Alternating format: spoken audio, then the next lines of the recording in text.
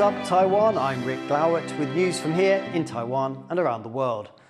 The destruction caused by Super Typhoon Kong-rey can be seen across Taiwan, with roads still blocked off and farmers grappling with serious agricultural losses. Cadence Quaranta reports. Across Taiwan, a trail of destruction after Super Typhoon Kong-rey ripped through the country, leaving at least 3 people dead and nearly 700 injured, according to the National Fire Agency. In the East Coast county of Yilan, rock slides have blocked off mountain roads and damaged highways, with some parts collapsing. Strong winds and rains have also damaged over 23 hectares of crops in the region, hurting the supply of staple foods like cabbage and garlic.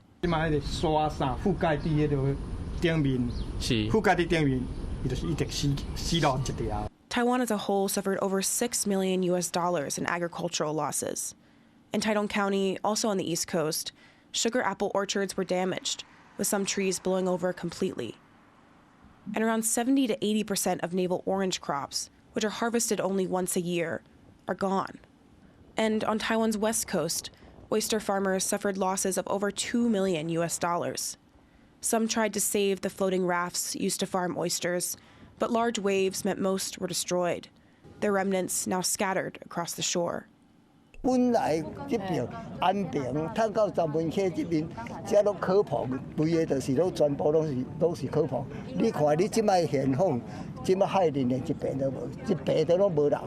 Taiwan's leaders, including President Lai Ching-te and Vice President Bi Khim-hsiao, are visiting affected areas, including the East Coast counties of Yilan, Taitung, and Hualien, along with outlying Orchid Island. President Lai says he's proposing to increase next year's flood control budget to $1.7 billion. And agricultural officials say some farmers will also get organic fertilizer subsidies. And as repairs get underway, there's some good news. 2 East Coast train lines suspended in the storm are back up and running. But for many who lost crops or income, the destruction wrought by Super Typhoon Kong-rey will continue to be felt for some time.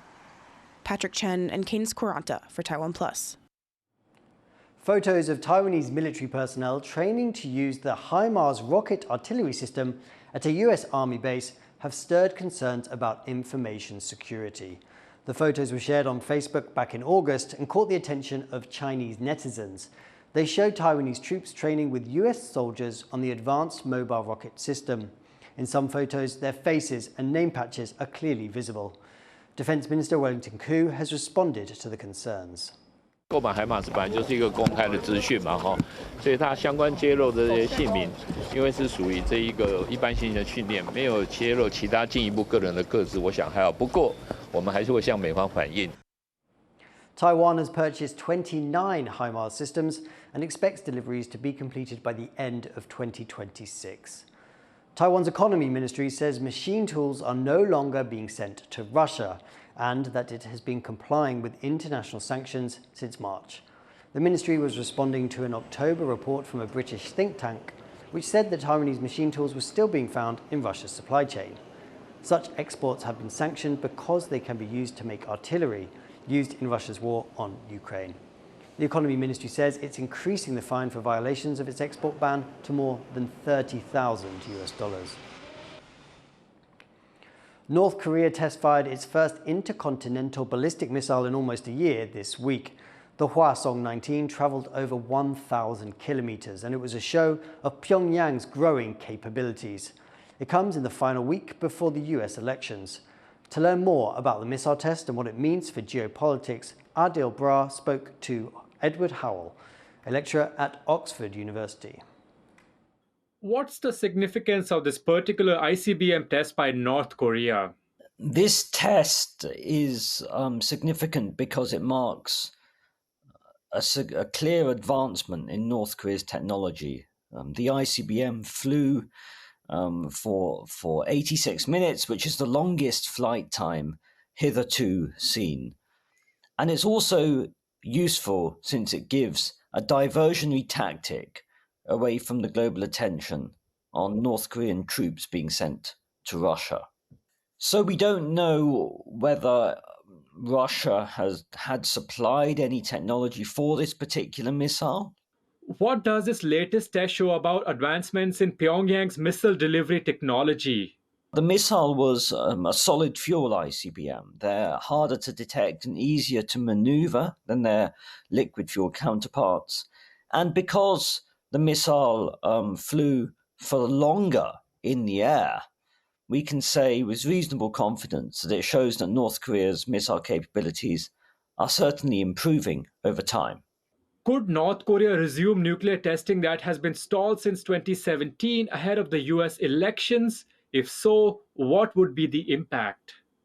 So, seeing heightened North Korean provocations in a US election year really isn't that surprising. But secondly, what makes 2024 particularly concerning is that the UN Security Council is impotent given North Korea's relationship with Russia.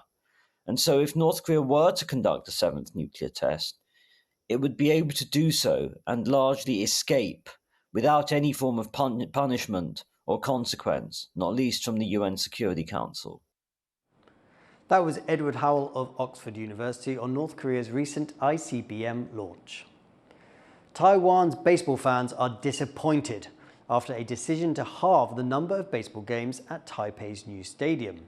Glory, the owner of Taipei Dome, will cut the number of games held there from 38 to 20 next year. However, Taipei Mayor Jiang Wanan says Glory needs to abide by its contract and has promised at least 35 baseball games in 2025. The mayor has asked the Sports Administration to ensure games are held as agreed.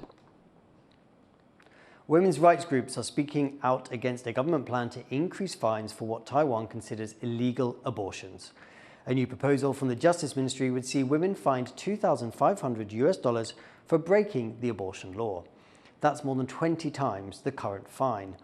Abortion is illegal after the 24th week of pregnancy in most cases in Taiwan. Women's groups have hit back at the proposal, saying it infringes on women's rights. They have started a petition to decriminalize abortion in Taiwan. New figures show just how quickly Taiwan is becoming a super-aged society. In 7 counties and cities, elderly people make up over 20% of the population, meaning 1 in every 5 people is elderly. Jiayi City has the most at 22.8%, while Taipei City has 22.5%, and Nantou County has 21.3%. Millions of tons of plastic waste end up in the ocean each year, but some new startups are using both old-school labor and new technology to improve recycling. Rik Glauert has the story. These boats on the island of Ko Chang in eastern Thailand are returning home with their daily catch. Not fish, but plastic garbage. They're working with a startup called Thai to recycle some of the estimated 6 million tons of plastic waste that goes into the ocean each year. It's a problem that can seem endless.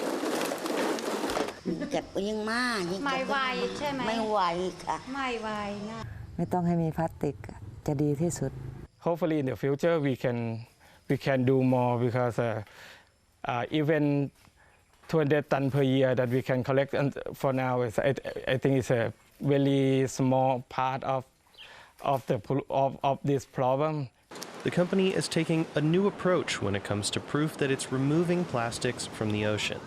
It uses blockchain technology to track the trash from collection to the end user.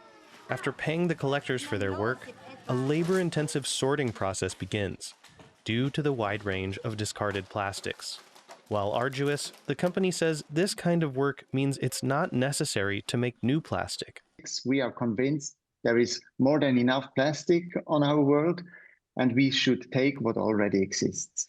The final product of all this work is raw plastic pellets, known as nurdles. They're sold to buyers like Condor Group, one of Europe's largest carpet makers. The carpets made with recycled plastic cost as much as 40% more than those made from fresh plastics. But Condor says customers are willing to pay for quality, sustainable products. So we see sustainability not just as a trend, but more as stewardship for future generations to come. You have to start somewhere, and the more products that are being launched and prove that the quality is just the same, convince others to switch to. Combining old-fashioned labor with cutting-edge tech, startups like Tide are trying to make an impact on a seemingly intractable problem. And if such efforts are successful, it could represent a new wave in a sea of plastic. Klein Wong and Chris Gorin for TaiwanPlus. Malaysia is boosting its agricultural sector. It's part of a plan to become self-sufficient when it comes to food production, and it's found a useful partner in Taiwan. Tiffany Wong explores the little-known link between Taiwan and Malaysia's agricultural development. 我们这边是种玉米，这个玉米也是台湾的玉米的水煮白色的玉米，在台湾他们叫做。Every day, 41-year-old farmer Li Fa-cheng tends to his crops in the rural village of Rasa, Malaysia, an hour's drive from the capital Kuala Lumpur. Many of his seedlings are from Taiwan, where he studied agricultural production, and he's using a planting technique that he learned there. 我们就会用特定的这样子的不织布的袋子，这个袋子的优势是它可以就是根系可以直接穿透。我们再把这个介质给放进去土里头，再把一颗，再把它定植起来，固定好，我们就可以移出去我们的这个育苗室了。Lee returned to Malaysia 5 years ago to revitalize his father's farm, and he says it's techniques from Taiwan that have been key to the farm's production. 台湾教会了，给了我那个工具，我就要自己去用。这个也是我们木瓜苗好卖的原因。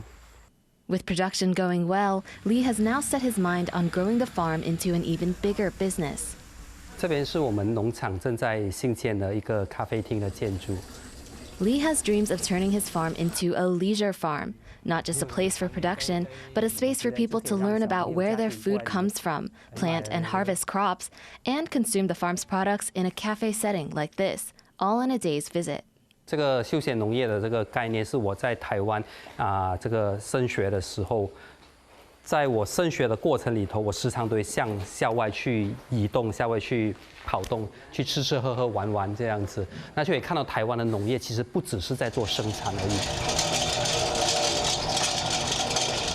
2 hours west, at a rice factory along the coast, another farmer is also using techniques from Taiwan to expand his business. 马来西亚这套机器是可以洒水的，可以洒水，可以出苗，通用的。这个技术是台湾引进过来的。Alan Lim has grown his rice farm in the agricultural town of Sekinchan into an operation that also provides services to other farms in the area, giving his business extra income. 目前碾米厂是没有这个碾米，单单做米这块是没有生存空间啦。虽然我们公司的话，我们可以做其他的，我们可以做这个插秧，插秧这一块拿来补贴给我们的这个碾米工厂，所以无形中救了我们的工厂。Lim's factory was introduced to that technology early on. From the seeding conveyors to the transplanters, these machines were all brought over from Taiwan to Malaysia over 2 decades ago. And with 2 transplanters, farmers can plant the equivalent of over 2 football fields of rice in just 2.5 hours. They say this has rapidly sped up their process in such a labor-intensive task, and that they'll keep using these same Taiwanese machines to do so as long as they can last. Taiwan's Agriculture Ministry hopes that it can continue to share these homegrown technologies and strategies to improve the lives of Malaysian farmers, who it says it uniquely relates to. 我们跟马来西亚其实有很多，因为马来西亚的农民大部分都是华人，所以呢，他们的我们跟他沟通应该是无碍，而且相处的模式应该非常接近。那我们跟马来西亚有一个很特别的，就是说我们有共通的农产品。These farmers are already making the most of their connection to Taiwan, a relationship that Taiwan hopes to expand for the benefit of more Malaysian farms. Patrick Chen and Tiffany Wong in Sekinchan, Malaysia for TaiwanPlus. Thank you for watching What's Up Taiwan. Finally, check out these newborn panda cubs. They're practicing climbing at the Sichuan Panda Research Base. I'm Rik Glauert, take care, and we will see you next time.